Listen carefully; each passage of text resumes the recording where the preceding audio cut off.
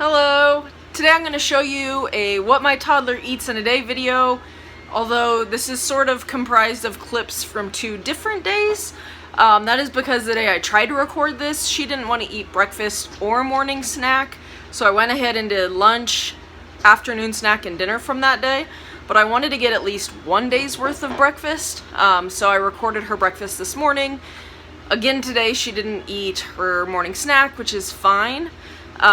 But let's jump into it and I'll explain a little bit more.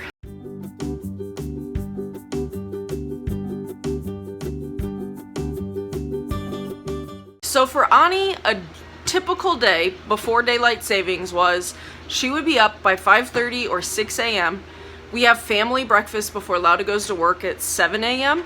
And then I would offer her a 9 a.m. snack. Lunch is at 11. Afternoon snack is usually around 2-ish.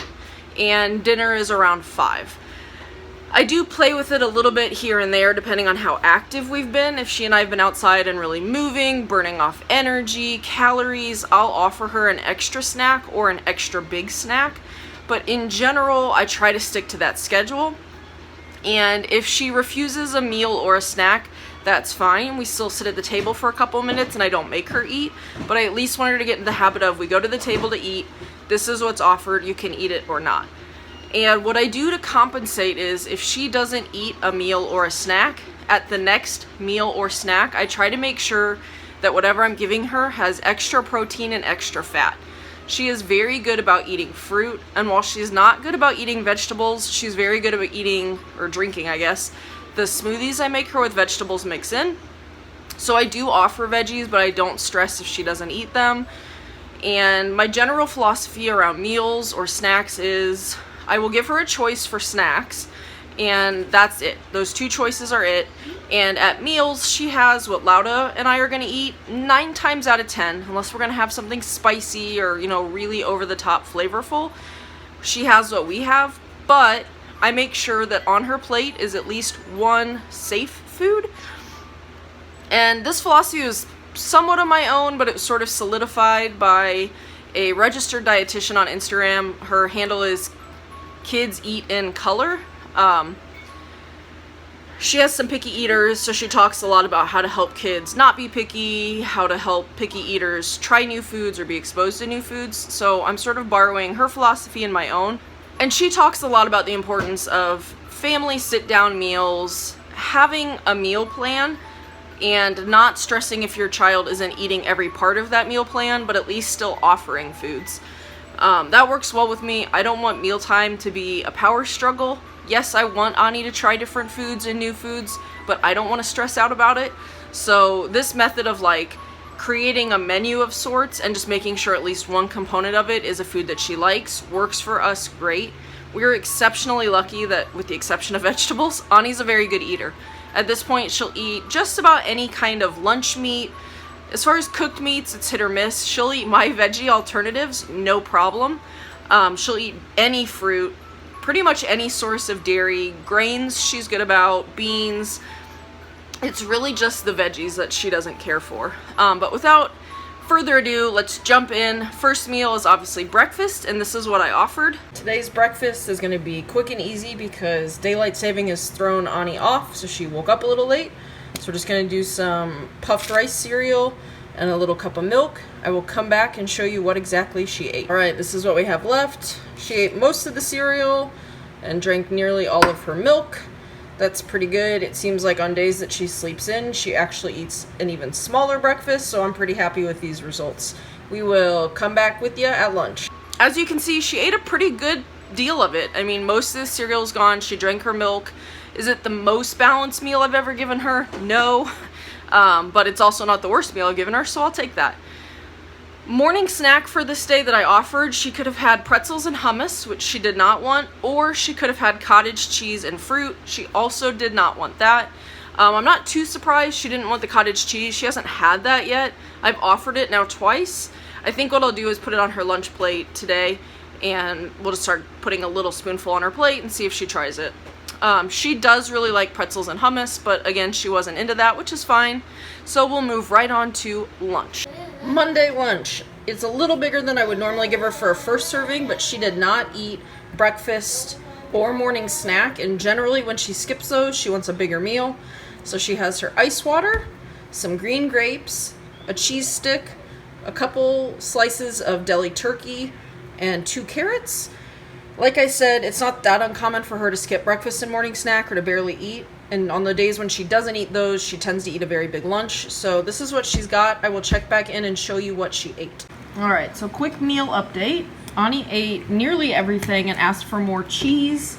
I don't want to give her more cheese than an entire string cheese just because it will probably give her some tummy issues. So I gave her a choice between some rice crackers or normal crackers, and she picked these.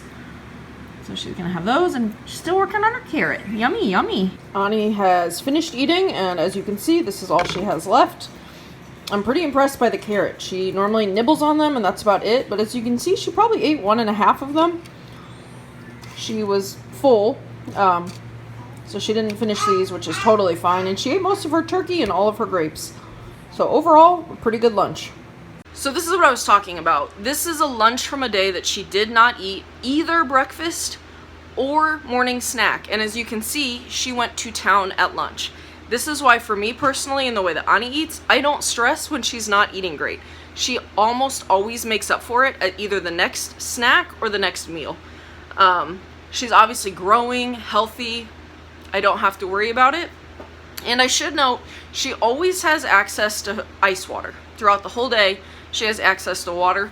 It's not uncommon for her, particularly if we've been outside and moving, to drink 10 to 12 ounces of water a day, not including what she gets at meals via milk or water.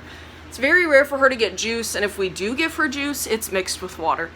But yeah, her afternoon snack on this day is this. Afternoon snack is going to be a yogurt and some of these freeze-dried Asian pear crisps with her ice water to drink. As always, I will come back and show you what she ate. Here's what we have left from afternoon snack.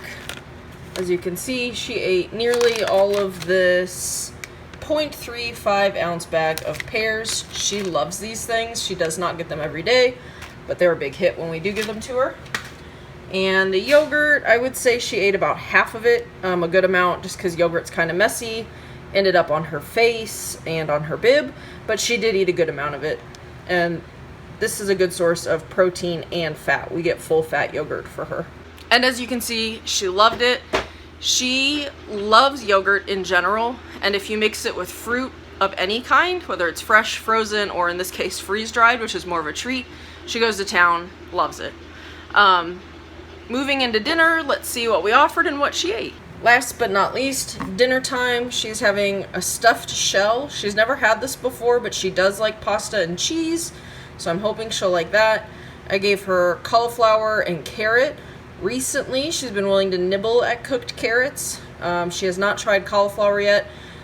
This bag of frozen veggies came with broccoli florets as well. There just weren't that many in there with the actual floret part attached, so I didn't mess with that. And her safe food is some frozen blueberries, because she always will eat these. And then she's also going to have her water bottle, so I will come back and show you what she ate. Here is what we have left from dinner. She ate the entire half of shells and cheese. I offered more. She did not want more.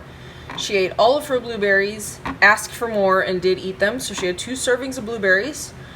She kind of ate the carrot. Mostly she kind of mashed it around and chewed it up a little bit. I think it ended up on the floor, but she did eat a good part of it.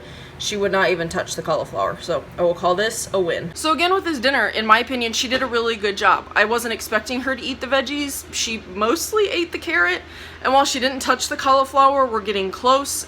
She didn't insist it was removed from her plate. She didn't drop it off her plate, so I'll take that as a win. It stayed on there. Her general progression of foods that she doesn't like or isn't interested in is, I'll put it on her plate, I'll tell her what it is and explain some of it and show her that I'm eating it, and we'll talk about whether it's, you know, crunchy, mushy, sweet, cold, sour, whatever the flavor profile is. And I encourage her to at least touch it if she's interested. If she's not, I drop it, but if she's playing with it, we talk a little bit more about how it feels, just getting her used to the idea of this food. It's not uncommon for me to have to give her foods over and over and over again before she's willing to try it. Carrots at lunchtime are a great example of this. For a very long time, she wouldn't even pick them up, and now she's at the point where, as you can see in lunch today, she ate a good part of her carrots. She doesn't always, but it's a work in progress. So hopefully you got some ideas from this, or at least found it interesting to see what she does eat in a day. Like I said, personally, I really like that Kids Eat in Color Instagram. If you have a pickier eater, or even a kiddo with different dietary restrictions and things that you need to work with, she's a great resource in my opinion. She is a professional, she does this as a job, and she just offers a wide variety of tips, tricks, and tools and advice that I think you can kind of pick and choose what you want. And she never, and this is my favorite, never mom shames. You know, she's not somebody who says, never give your kids chips, never give them candy, never give them this, this, and this. She accepts that life is messy, being a mom is messy and difficult, and you just kind of have to work with what you've got going and do the best you can. So I really like that perspective. So if you're somebody who is struggling to get your toddler or even older child to eat different foods or a balanced diet, whatever it may be, I do recommend you check her out if you're interested. But yeah, that is a typical what my toddler eats in a day, and we will see you tomorrow. Bye!